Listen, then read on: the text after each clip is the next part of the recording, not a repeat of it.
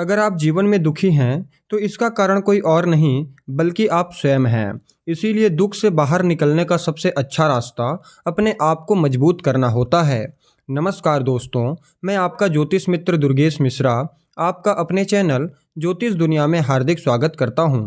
दोस्तों, आज का यह ज्योतिष का कार्यक्रम आप सभी मेष राशि वाले जातकों के लिए बहुत ही खास और विशेष कार्यक्रम होने वाला है, क्योंकि आज के इस वीडियो में हम बात करने वाले हैं मई 2025 मासिक राशि फल के बारे में। जी हाँ, मई का महीना कैसा रहेगा आपके लिए, सभी विषयों पर बारीकी से चर्चा करने का प्रयत्न करेंगे। यानी स्वास्थ्य, शिक्षा, प्रेम प्यार, वैवाहिक जीवन, भाग्य, करियर, बिजनेस, व्यापार तथा फाइनेंस मई के महीने में कैसा रहेगा, इसके बारे में विस्तार पूर्वक समझाने का प्रयास करेंगे। क्योंकि मई 2025 में बहुत अच्छे बदलाव होने जा रहे हैं।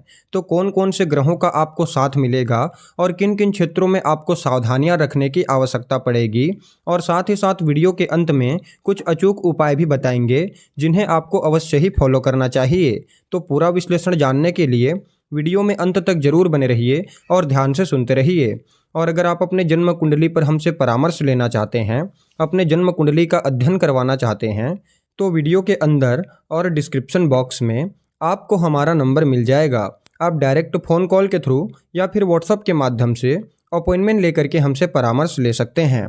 तो आइए अब बात करते हैं मेष राशि फल मई 2025 कैसा रहेगा आपके लिए। तो देखिए दोस्तों, 1 नंबर की आपकी राशि है, यानी कि मेष राशि है, और आपके राशि के जो अधिपति बनते हैं वह भूमि पुत्र मंगल बनते हैं, जो कि चतुर्थ स्थान में नीच के होकर के विराजमान हैं। और मई में कुछ इस प्रकार से ग्रह स्थिति रहने वाली है। सूर्य आपके पहले घर में, देवगुरु बृहस्पति दूसरे घर में, छठे घर में केतु और 12वें घर में शुक्र, बुध, शनि और राहु विराजमान हैं। और 15 मई को सूर्य मेष राशि में चले जाएंगे, गुरुदेव बृहस्पति मिथुन राशि में चले जाएंगे, और 18 मई को राहु कुंभ राशि में और केतु सिंह राशि में चले जाएंगे। तो सबसे पहले हम आपके स्वास्थ्य के बारे में चर्चा कर लेते हैं। तो कुंडली का जो पहला घर होता है, जो लग्न होता है, वहीं से हमारे स्वास्थ्य का विचार किया जाता है, हमारे इम्यूनिटी का विचार किया जाता है। और आपके लग्नेश बनते हैं सेनापति मंगल, और मंगल चतुर्थ स्थान में विराजमान हैं। और इस महीने उनका कोई भी राशि परिवर्तन नहीं है। हालांकि युवराज बुध 12वें घर में राहु और शनि के साथ विराजमान है। तो कहीं ना कहीं त्वचा से संबंधित समस्याएं देखी जा सकती है, इन्फेक्शन होना, एलर्जी होना, ऐसा देखा जा सकता है। बाकी कोई बड़ी समस्या नहीं है। हालांकि आपके राशि के स्वामी नीच के होकर के बैठे हुए हैं, तो कहीं ना कहीं माता के स्वास्थ्य में थोड़ी बहुत समस्या हो सकती है, तो इसका आपको ध्यान रखना है। अगर बात करें आपके शिक्षा के बारे में, विद्यार्थियों के लिए कैसा रहेगा मई 2025 का महीना, तो कुंडली का जो पंचम स्थान होता है वह शिक्षा का होता है, ज्ञान का होता है। और पंचम भाव के जो अधिपति बनते हैं वह ग्रहों के राजा सम्राट सूर्य बनते हैं, और सूर्य उच्च के होकर के बैठे हुए हैं। तो अगर आप गवर्नमेंट जॉब के लिए तैयारी कर रहे हैं, कंपटीशन एग्ज़ाम की तैयारी कर रहे हैं, तो 15 मई से पहले अगर आपका कोई एग्ज़ाम है तो निश्चित रूप से आपको परीक्षा में सफलता की प्राप्ति होने वाली है। साथ ही साथ अगर आप अपने पढ़ाई में कुछ बदलाव करना चाहते हैं, कहीं एडमिशन वगैरह लेना चाहते हैं, तो बिल्कुल ले सकते हैं। अगर बात करें लव रिलेशन के बारे में, प्रेम प्यार कैसा रहेगा मई के महीने में, तो कुंडली का जो पंचम स्थान होता है वह ज्ञान के अलावा प्रेम प्यार का भी होता है। साथ ही साथ संतान का विचार भी पंचम स्थान से ही किया जाता है। तो वैसे तो यहाँ पर लव रिलेशन ठीक ठाक दिखाई दे रहा है, लेकिन यहाँ पर आपको धैर्य रखने की आवश्यकता पड़ेगी। आपको जल्दबाजी में किसी भी प्रकार का कोई डिसीजन नहीं लेना है। अगर रिश्ते में खटास की स्थिति बनी हुई है या बातचीत बंद थी, तो आपकी फिर से बातचीत शुरू हो सकती है। खास करके 18 मई के बाद आप दोनों फिर से कांटेक्ट में आ सकते हैं। लेकिन इस बात का आपको ध्यान रखना है कि सामने वाले पर रौब नहीं दिखाना है, एटीट्यूड में नहीं रहना है, अपने आप में संयम बना करके चलना है, धैर्य बना करके रखना है। बाकी प्रेम प्यार अच्छा दिखाई दे रहा है। अगर बात करें वैवाहिक जीवन के बारे में, दाम्पत्य जीवन के बारे में, तो सप्तम स्थान जो होता है वह वैवाहिक जीवन का होता है, मैरिड लाइफ का होता है। और सप्तम स्थान के जो स्वामी बनते हैं वह शुक्र बनते हैं, और शुक्र उच्च के होकर के बैठे हुए हैं।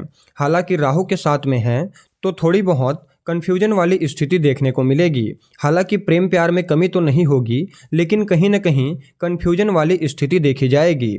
बिना मतलब के पार्टनर पर गुस्सा करना, शंका करना, ऐसा देखा जा सकता है, तो इस पर आपको थोड़ा सा ध्यान देना है। बाकी विदेश यात्रा पर भी आप जा सकते हैं या फिर विदेश से संबंधित आपके कार्य सफल हो सकते हैं।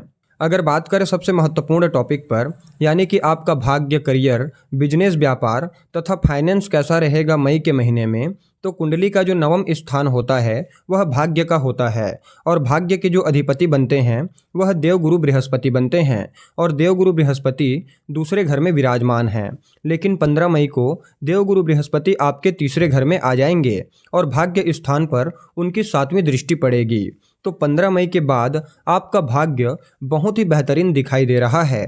अगर आप कुछ करना चाहते थे, कोई आइडियाज़ आपके दिमाग में था, काफ़ी समय से चल रहा था, तो 15 मई के बाद निश्चित रूप से कर सकते हैं। साथ ही साथ देवगुरु बृहस्पति की दृष्टि नवम स्थान पर पड़ेगी तो आध्यात्म में आपकी रुचि बढ़ेगी। आप सामाजिक कार्यों में बढ़ चढ़ करके हिस्सा लेंगे, पूजा पाठ, अनुष्ठान इत्यादि चीज़ों में सम्मिलित रहेंगे और भाग्य का आपको पूरा सपोर्ट मिलने वाला है। अगर बात करें करियर के बारे में, कार्य क्षेत्र के बारे में, तो 10म स्थान जो होता है वह कार्य क्षेत्र का होता है और 10म स्थान के जो स्वामी बनते हैं वह शनिदेव बनते हैं और शनिदेव आपके 12वें घर में विराजमान हैं और राहु के साथ में विराजमान हैं। तो 18 मई तक आपको थोड़ा सा ध्यान रखना है। चाहे आप कार्य क्षेत्र बदलने के बारे में सोच रहे हैं, सीट चेंज करना चाहते हैं, तो वहाँ पर आपको जल्दबाजी नहीं करनी चाहिए। आपके ऊपर थोड़ा सा काम का ज़्यादा प्रेशर रहेगा जिससे आपके अंदर चिड़चिड़ापन देखा जाएगा। तो कार्य क्षेत्र में आपको किसी के साथ बहसबाजी नहीं करना है। खास करके 18 मई तक आपको इस बात का ध्यान रखना है। बाकी राहु जब आपके 12वें स्थान से निकल जाएंगे तो यह आपके लिए अच्छा रहेगा। बाकी फिर भी कहीं न कहीं कार्य क्षेत्र में परिवर्तन, कार्य क्षेत्र में बदलाव ऐसा हो सकता है, क्योंकि कुछ समय अगर बात करें बिजनेस, व्यापार तथा फाइनेंस की स्थिति की, तो बिजनेस व्यापार तो इस महीने ठीक ठाक दिखाई दे रहा है, क्योंकि बुध थोड़े कमज़ोर हैं, लेकिन शुक्र उच्च के होकर के बैठे हुए हैं। तो आपकी डेली इनकम होती रहेगी। आप बिजनेस को बढ़ाने के बारे में सोचेंगे, उसमें ग्रोथ लाने के बारे में सोचेंगे।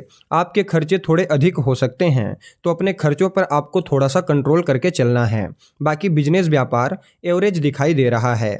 अगर बात करें उपाय के बारे में, तो हनुमान चालीसा का पाठ करना अत्यंत श्रेष्ठ रहेगा।